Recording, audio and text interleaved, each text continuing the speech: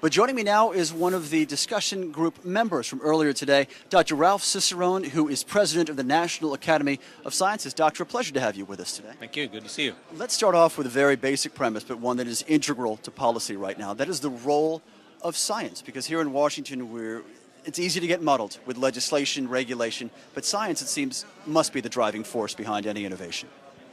I think it is, because when we look at our energy needs and prospects, there's different ways to get there, and science and technology have just proven so many times in the past that's the way that will lead to the most dramatic breakthroughs. If we think we're just going to change human behavior and quit using energy, lose our desire to have transportation, lose our desire to have the mechanical advantage of electricity, it's not going to work, I don't think. Maybe we can make some progress, but I'll bet on science and technology.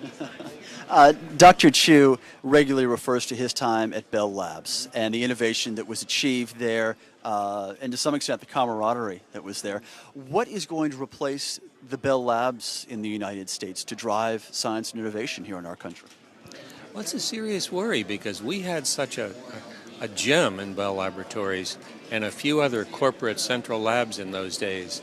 What was an IBM at the time, Chevron, Exxon, Xerox, Eastman Kodak, it's virtually all gone now. Now, some of those labs still exist, and they do develop new products, but they're not doing the farther out, really huge breakthrough advanced research. So Dr. Chu's trying to recreate that atmosphere in a few places, seeded by some federal investment. And we tried some things like that in California, because we also think that the Bell Lablet idea is great. What about the role of the national laboratories? And again, this brings Dr. Chu's history into the mix as well. We've had one director after another talking through the Council on Competitiveness of the role of national labs as innovators. They have a huge potential role to play.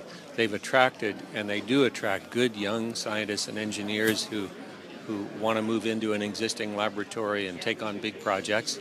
They are capable of interacting with business and with universities in the region, but several of the national labs have a primary responsibility in weapons, and we have to recognize that. They can't do all of these things at once.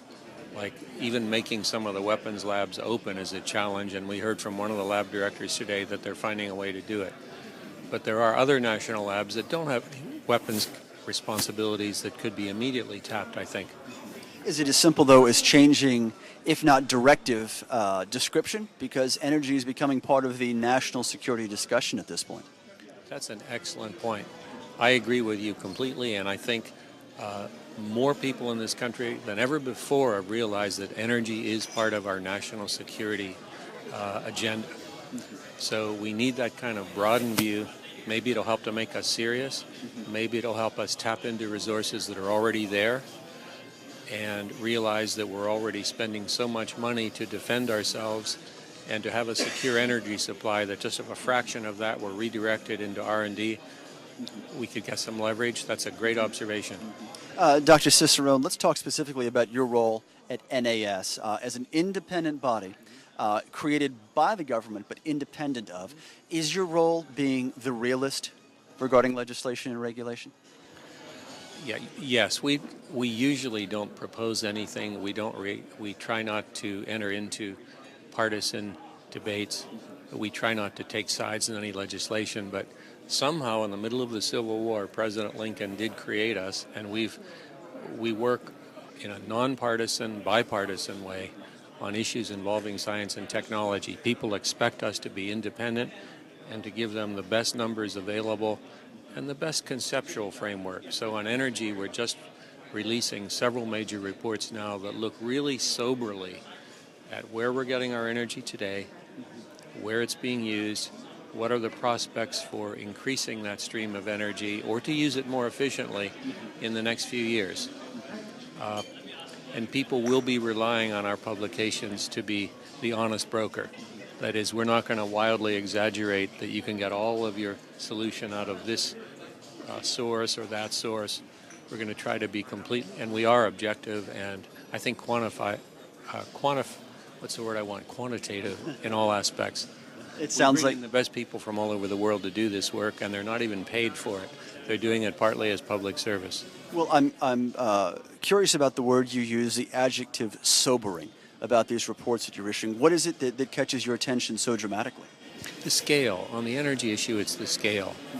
Dr. Chu just pointed out that it's as if each one of us has 400 servants working for us.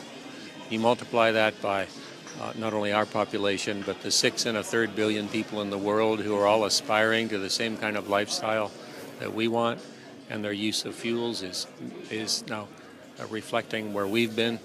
It is sobering in scale how much energy that's needed, and therefore how limited our choices are. We really have to be serious.